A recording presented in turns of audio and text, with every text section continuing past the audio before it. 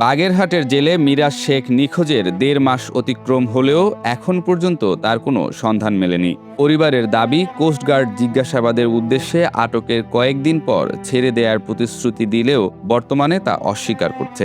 আমার একটাই ছেলে, এইরকমের যে কোস্টগার্ডে করবে গুম, এই কোনোদিন ভাবতে পারি নাই, আমি কোনোদিনও ভাবতে পারি নাই।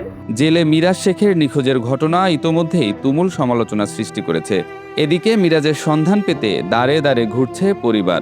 আমাকে একটা দাবি যদি মারিয়ে আমাকে লাস্টাতে কর কামাল কি পার্টি জটবে না কোন কই আমার কি অপরাধ করছে। আমার দিকস থেকে একটা বাংলাদেশ কোস্টগার্ড লেখা ছিল, ওরা সব পোশাকে ছিল, ১০-১২ জন কোস্টগার্ড ছিল, ওরা সবাই হাতে হ্যান্ডকাপ দিয়ে মারধর করে আর কোস্টগার্ডের বোর্ডে উড়াইছে। পরিবারের ভাষ্যমতে সুন্দরবনে মাছ আহরণ শেষে প্রতিবারের ন্যায় গত ১০ এপ্রিল বাগেরহাটের জয়মনি বাজারে যায় মৎস্যজীবী মিরাজ শেখ। সেদিন সন্ধ্যা ৭টায় হঠাৎ সাদা পোশাকের কয়েকজন ব্যক্তি এসে জয়মনি পন্টুনে নিয়ে প্রকাশ্যে পেটাতে থাকে। এক পর্যায়ে কোস্টগার্ডের স্পিডবোট মিরাজকে নিয়ে রওনা দেয় স্টেশনে।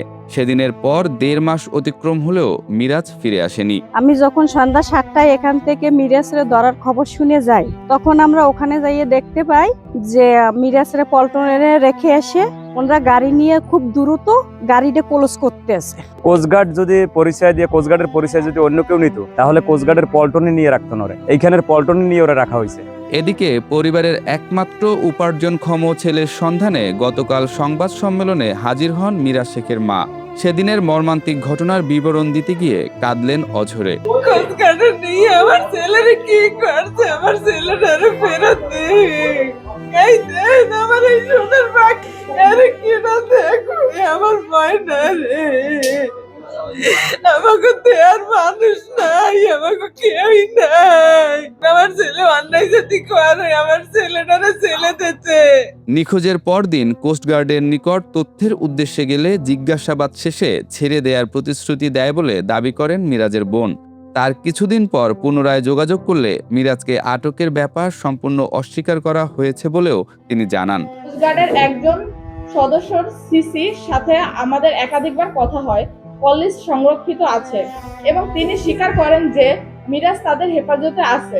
তিনি আশ্বাস দেন ২ থেকে ৩ দিনের মধ্যে জিজ্ঞাসাবাদ শেষে তাকে ছেড়ে দেওয়া হবে অথবা তার বিরুদ্ধে মামলা দায়ের করা হবে। পরবর্তীতে বিকাল ৪টায় গেলে তারা অস্বীকার করে। সেদিন সন্ধ্যায় বাগেরহাটের মোংলা উপজেলার জয়মনি পন্টুনে মিরাজ শেখের সাথে ইউনিফর্ম পরিহিত অবস্থায় কোস্টগার্ড সদস্যদের ছবি তুলতে দেখেন স্থানীয়রা। আইসা কেবিন পুলিশদের স্টাফ করছে আর এবং ওই পল্টনের স্টাফ, আর দুই গ্রুপ একত্রিতভাবে হইয়া দেখলাম মিরাজে বাইর করছে। আমরা দু কুলে দাঁড়ায় দাঁড়িয়ে দেখতেছি, আর বাইর করে এরকম সামনে রাখলে, রাখার পরে আর কোস্টগার্ড পিছনে ছবি করলো, ছবি করে আপনার এই অতি শিগগির তাড়াতাড়ি আর উঠে নিয়ে গেল। মিরাজ ভাই, আমি বাসু আরো কয়েকজন আমরা একখানি খারাপ ছিলাম জনের সামনে। মিরাজ ভাই বাইরে এসে বাইরে নাম জিজ্ঞেস, তোমার নাম কি মিরাজ? বলছে হ্যাঁ স্যার আমার নাম মিরাজ। বলছে এই তার আবদার লাগলো, বলছে আপনি আমার আবদার শুনে আমার অপরাধ, বলছে অপরাধ পরে দেখবো, তুমি পল্টনে চলো। এদিকে স্বামীর পথ চেয়ে এখনো দিন গুনছেন স্ত্রী। নিখোঁজের ১.৫ মাসের বেশি অতিক্রম হলেও সন্ধান না পাওয়ায় পাগল প্রায় মিরাজের মা। এদিক সেদিক ছুটে কুলকিনারা না পেয়ে সন্তানের সন্ধানে সবখানে সহযোগিতা চাইছেন। সব জায়গা দৌড়াই, এমন কোন জায়গা নাই যে দৌড়াই না, আমার ময়নারে কোনো জায়গাও পাই না, এখন পর্যন্ত পাই না আমার সোনারে। আর সকালবেলা নামছি, এই কেবল বাড়ি আইছি, কোস্টগার্ডের অফিসে গেছি, থানায় গেছি, সব জায়গায় যাই, নেতা গোদারে যাই, কেউ কোনো করে না। জিগায় কয় কি না, এই জায়গা নাই, এই জায়গা নাই। আমার মানে কয় আমার আব্বু যদি বাড়ি থাকতে, আমার আব্বুর লাই নামাজ পড়তে যাইতাম মসজিদে। তবে জেলে মিরাজ শেখের নিখোঁজের ঘটনার সাথে কোস্টগার্ডের সম্পৃক্ত থাকার বিষয়টি সম্পূর্ণ উদ্দেশ্য প্রণোদিত ও ভিত্তিহীন বলে দাবি করে মোংলা কোস্টগার্ড। যোগাযোগ করেছে, এটা হলো বিভিন্ন সময় তারা হলো বিভিন্ন ধরনের কোস্টগার্ডের কাজকে জাস্ট বাধাগ্রস্ত করার জন্য বিভিন্ন সময় এই অপচেষ্টাটা কন্টিনিউ করে যাচ্ছে। সেই এই অপচেষ্টা কিন্তু সে আর ১-২ দিন ধরে করতেছে না। গত মাস থেকে যখন আমাদের অপারেশনের মানে ডাকাতদের বিরোধী অপারেশন গুলো আমাদের চলমান আছে বা যখন আমরা সাফল্য পাচ্ছি তখনই এই জিনিসগুলো করতেছে।